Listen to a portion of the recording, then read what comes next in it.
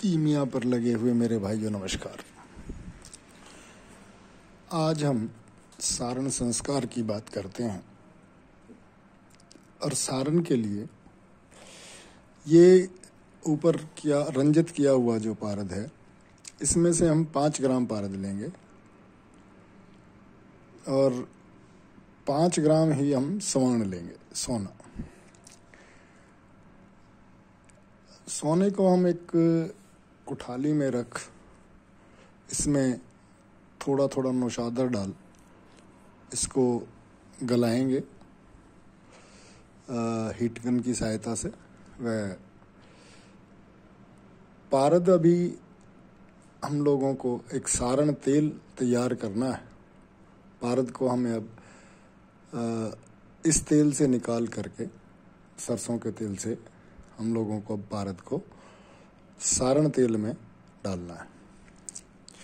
पर इसमें से केवल 5 ग्राम पारद हम निकाल करके सारण तेल में डालेंगे। 5 ग्राम लेने का तात्पर्य यह है क्योंकि स्वर्ण का बाजार में रेट बहुत ज़्यादा है और 5 ग्राम भी ज़्यादा नहीं तो करीब 20-25 हज़ार का आराम से आएगा, ज़्यादा का भी हो सकता है। और हम समझते हैं बाज़ार में जो कीमत है उस कीमत को, और वो सभी के बस का खरीदना नहीं है। अभी 5 ग्राम स्वर्ण को हम नौशादर के साथ मिला करके गलाएंगे। वह उस स्वर्ण को हम जो हमारा सारण तेल है उसमें पारे को डाल करके हम इस्तेमाल करेंगे। जो हमारा सारण तेल है उसको बनाने की विधि ये है कि बकरे की जो चर्बी है वह हम लेंगे, वह बराबर मात्रा में हम लेंगे तिल का तेल। इन दोनों को लेकर एक बर्तन में डाल हीट करेंगे जब तक ये दोनों एक रस ना हो जाए, और दोनों जब एक रस हो जाएं तो यह हमारा सारण तेल कहलाता है। इस सारण तेल में हम थोड़ा सा सारण तेल लेकर के उसमें इस पारद को डालेंगे, व साथ में इस स्वर्ण को डालेंगे जो हमने नौशादर के साथ मिला करके तैयार किया। वैसे अब घोटते हुए हम अपने उसमें कच्छप यंत्र में रखकर इसको पारद में हजम करवाएंगे। पारद में हजम करवाने के लिए वही दोनों चीज़ें हम फिर इस्तेमाल करेंगे। पहले हम इस पारद में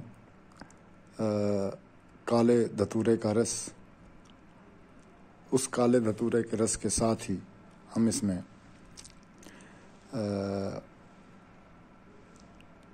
काले के धतूरे के रस में इसको घोटेंगे, जिससे यह भूखा होगा, वह इस स्वर्ण को हजम करेगा। इसकी परीक्षा यह है कि जो हमारा पारद है यह स्वर्ण को ग्रास तो वैसे ही कर लेता है, लेकिन वही मेन परीक्षा है कि इस स्वर्ण को ग्रास करने से पारद का वजन नहीं बढ़ना चाहिए। पारद का यदि वजन बढ़ता है तो हम इसे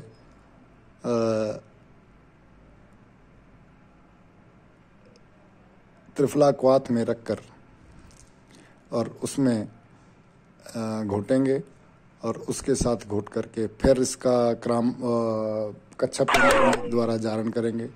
और फिर जो है उसके बावजूद यदि नहीं वजन उतना ही आता है तो हम फिर इसको जो है त्रिफला क्वाथ में घोटेंगे, क्योंकि त्रिफला क्वाथ जो है इसको स्वर्ण को हजम करवाने में मदद करेगा। अब यहाँ पे बराबर मात्रा में जो स्वर्ण हमने इसमें दिया है, इसकी वजह से सारण संस्कार के 3 स्टेप बताए गए हैं, जिसमें बराबर मात्रा में सारण करने से वह अपने से 10 गुना धातु को परिवर्तित करता है। 2 गुना सारण करने पे वह 100 गुना को, और 3 गुना स्वर्ण इसमें यदि जारित करते हैं तो यह अपने से 1,00,000 गुना को। परंतु क्योंकि बाजार में स्वर्ण की कीमत ज़्यादा है, अतः अभी हम सिर्फ इसमें बराबर की मात्रा ही मिला करके काम चलाएंगे। आगे धातु परिवर्तन जब हो जाता है तो वह स्वर्ण हम बाकी की मात्रा के अनुसार जो है 3 गुना मिला करके उसका सारण करेंगे, और फिर बाकी की धातु पे हम उसका भेद कराएंगे। अब रही बात ये कि पहली बार तो हमें कीमत लगानी ही पड़ेगी। यहाँ भी जो भाई अपना इस कर्म को करना चाहें तो करें, और ना करना चाहें तो उनकी इच्छा। मैं तो सिर्फ उनको अपनी तरफ से एक ज्ञान दे रहा हूँ। उस ज्ञान में वो क्या करना चाहें क्या नहीं करना चाहें, शास्त्रों में जो दिया गया है मैं उस ज्ञान को पूरा आप तक उपलब्ध करा दूंगा, परंतु करना ना करना ये सब आपके ऊपर है। इसमें किसी प्रकार का कमी पेशी रहती है तो उसके लिए चैनल जिम्मेदार नहीं होगा, लेकिन फिर भी मैं आपको जो शास्त्रोक्त विधि है वो बताने के लिए तैयार हूँ, और वो आपको बताता रहूँगा। यह विधि जो है यदि सही हिसाब से की जाती है तो ऐसा कोई कारण नहीं होगा जिससे कि ये चीज़ ना हो पाए। लेकिन क्योंकि हजारों साल से ये विद्या लुप्त है, तो इस विद्या को जब आप करेंगे तभी आपको पता चलेगा कि आपको परिणाम मिलते हैं या नहीं मिलते हैं। बाकी बहुत लोग ऐसे हैं जिनके सामने परिणाम हैं। कृष्णपाल शास्त्री थे, अच्छा, और इस तरह से कई नागा साधु रहे हैं, कई ऐसे लोग यदि ढूंढेंगे तो मिलेंगे। लेकिन उन लोगों का एक विचार कि इस विद्या को गुप्त रखें और इस विद्या को बहुत ज़्यादा ना बांटें, इस विद्या को मृत प्राय करने का एक कारण है। अब रही बात ये कि मैं अपना अगला वीडियो जो है वो जो मैंने बिल्कुल पहले वीडियो में एक एक्सपेरिमेंट दिया था जिसके बारे में जो सोलर सेल से संबंधित था, अब हम अपने अगले वीडियो में उस सोलर सेल का जिक्र करेंगे। वहाँ एक संभावना ज़्यादा है उस सोलर सेल में कि एक इलेक्ट्रॉन निकलता है। एक इलेक्ट्रॉन यदि निकल जाता है तो 80 से 79 हो जाते हैं, और 79 Hg जो है वो गोल्ड में कन्वर्ट हो जाता है। यदि उस एक्सपेरिमेंट की तरफ भी ध्यान दिया जाए तो वहाँ से भी ये कन्वर्जन हो सकता है। और अगला पूरा वीडियो मेरा इसी बारे में होगा, और इस बारे में जो छोटी से छोटी बारीकियां हैं मैं उनको आपको बताऊंगा, वह आपको वो सारी चीज़ें साझा करूंगा। यदि कोई भाई उस तरह से एक्सपेरिमेंट करना चाहे, इच्छा पर उनकी है। एक्सपेरिमेंट आप करें ना करें, हम जिम्मेदार इस चीज़ के लिए नहीं हैं। हम आपको सिर्फ ज्ञान देने आए हैं, आपका भ्रम मिटाने आए हैं कि ऐसी विद्या नहीं है, विद्या है।